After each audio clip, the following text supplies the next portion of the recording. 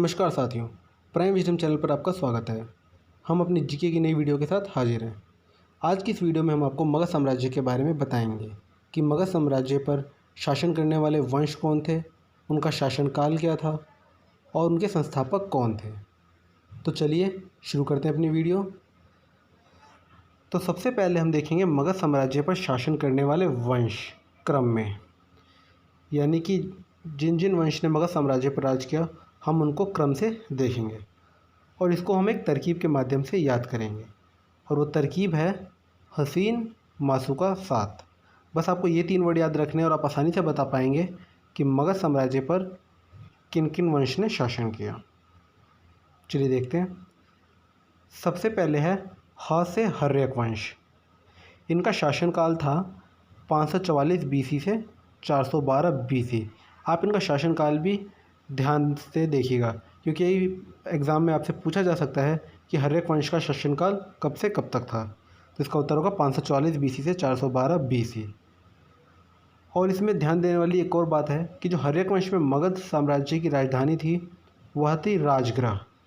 लेकिन हर्यक वंश के ही एक राजा जिनका नाम था उदयन, उन्होंने जो राजधानी थी उसे बदलकर पाटलिपुत्र कर दी, राजगृह से बदलकर पाटलिपुत्र कर दी थी। ये प्रश्न कई एग्ज़ाम में पूछा जा चुका है और आगे भी पूछा जाएगा कि किस राजा ने मगध साम्राज्य की राजधानी राजगृह से बदलकर पाटलिपुत्र की। तो इसका उत्तर होगा उदयन। ये हर्यक वंश के राजा थे। चलिए अब आगे देखते हैं। अगला है सी से शिशुनाग। इनका जो शासनकाल था वो था 412 बीसी से 344 बीसी तक। आप जितने भी ये वंश हैं ये सारे क्रम से हैं। आप इनको अच्छे से देखिएगा क्योंकि प्रश्न इस तरीके से भी पूछा जा सकता है कि आपको दे दिया जाए हर्यक, शिशुनाग, मौर्य, शुंग, फिर दिया जाए मौर्य, नंद, शुंग, कर्ण, ये कौन सा क्रम सही है। तो आप इसको अच्छे से देखिएगा।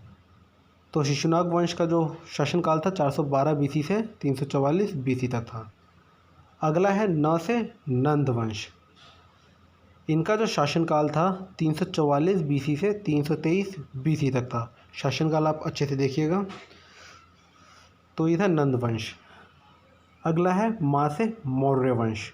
ये बहुत इंपॉर्टेंट टॉपिक है, इसके ऊपर हम एक डिटेल से वीडियो बनाएंगे, पर अभी आप यही देखिए। सबसे पहले मौर्य वंश है। मौर्य वंश का जो शासनकाल था 322 बीसी से 185 बीसी तक। ये था मौर्य वंश का शासनकाल। मौर्य वंश जो है ये एग्ज़ाम पॉइंट ऑफ व्यू से काफ़ी इंपॉर्टेंट टॉपिक है, इसके ऊपर हम एक डिटेल से वीडियो बनाएंगे और आपके पास जल्द ही लेकर आएंगे। अगला है सु। सु से हुआ शुंग वंश। इनका जो शासनकाल था वह था 185 बीसी से 73 बीसी तक। अगला है का। का से कण्व वंश।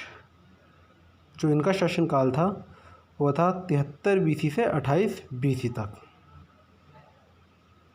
अगला है सात। सात से हुआ सातवाहन वंश। इनका जो शासनकाल था वह था 60 बीसी से 225 एडी तक।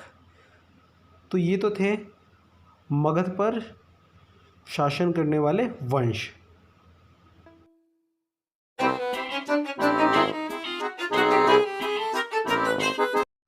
इनको आप अच्छे से देखिएगा। हम इसकी जो पीडीएफ है वो भी डिस्क्रिप्शन में प्रोवाइड करा देंगे। अब हम देखेंगे इन मगध साम्राज्य के राजवंश एवं उनके संस्थापक, यानी कि जितने भी ये वंश थे इनके संस्थापक कौन थे। इसको भी हम एक तरकीब के माध्यम से सीखेंगे और वो तरकीब है हसीन, मासूका, सात, विषम, चुप, वासी। ये जो हसीन, मासूका, सात था ये तो हमने ऊपर भी देखा। ये जो अगले 3 वर्ड और जुड़े हैं इसमें विषम, चुप, वासी, बस आपको ये 3 वर्ड और इसमें याद रखने हैं। इनका क्या मतलब है ये चलिए अब हम देखते हैं। सबसे पहले तो ह से था हर्यक वंश। जो हर्यक वंश के संस्थापक थे वह थे बिंबिसार, यानी कि बी से। जो अभी हमने विषम देखा, विषम का जो बी है उससे मतलब हुआ बिंबिसार।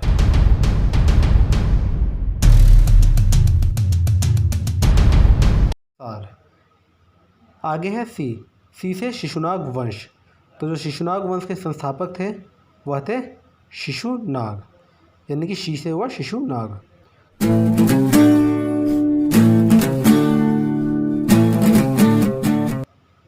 आगे है न से नंद वंश। तो जो नंद वंश के संस्थापक थे वह थे महापद्मानंद। ये काफ़ी इम्पोर्टेंट है, इनको अच्छे से देखिएगा।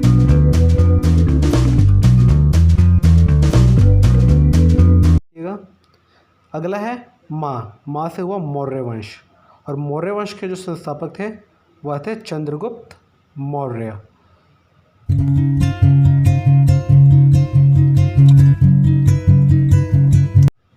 आगे देखिए, आगे है सू से हुआ शुंग वंश। शुंग वंश के जो संस्थापक थे वो थे पुष्यमित्र शुंग।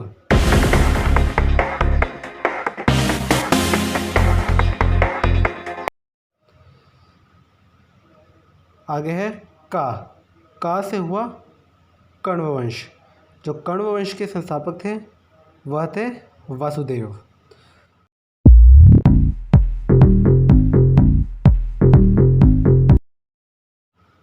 अगला है सात से हुआ सातवाहन वंश। सातवाहन वंश के जो संस्थापक हैं सिमुक, सी से सिमुक।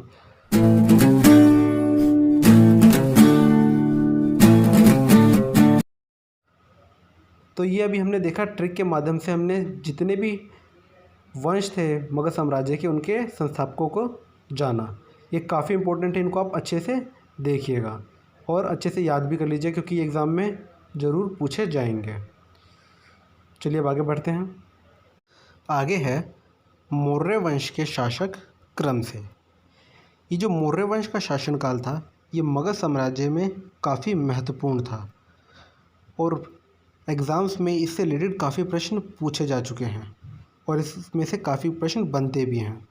तो चलिए देखते हैं। सबसे पहले हम देखेंगे मौर्य वंश के शासक। तो इसको भी हम एक तरकीब के माध्यम से सीखेंगे और वो तरकीब है चंद्रबिंदु और आशा कूद के संपत्ति सारी देवेगे सतब्रह को। थोड़ा लंबा वाक्य है लेकिन यदि आप इसे 3-4 बार पढ़ेंगे तो आप आसानी से याद कर पाएंगे और यदि आपने ये वाक्य याद कर लिया तो आप आसानी से बता पाएंगे मौर्य वंश के शासक। जितने भी शासक थे उनको क्रम से आप आसानी से बता पाएंगे। चलिए देखते हैं इसको। अब सबसे पहले है चंद्रबिंदु का चंद्र से हुआ चंद्रगुप्त मौर्य। ये तो मौर्य वंश के संस्थापक थे। इनके बाद थे बिंदु, यानी कि चंद्रबिंदु का बिंदु से हुआ बिंदुसार। ये चंद्रगुप्त मौर्य के पुत्र थे। फिर आगे है और को आप खाली छोड़ दीजिए। फिर है आशा से हुआ अशोक। इनका जो शासनकाल था ये काफ़ी महत्वपूर्ण है। इस पर काफ़ी प्रश्न बनते हैं और काफ़ी प्रश्न पूछे भी गए हैं। इनको भी हम ध्यान से देखेंगे आगे। सबसे पहले इनके शासकों के आगे के क्रम भी देखते हैं। आगे है कू से हुआ कुणाल। फिर है द से हुआ दशरथ।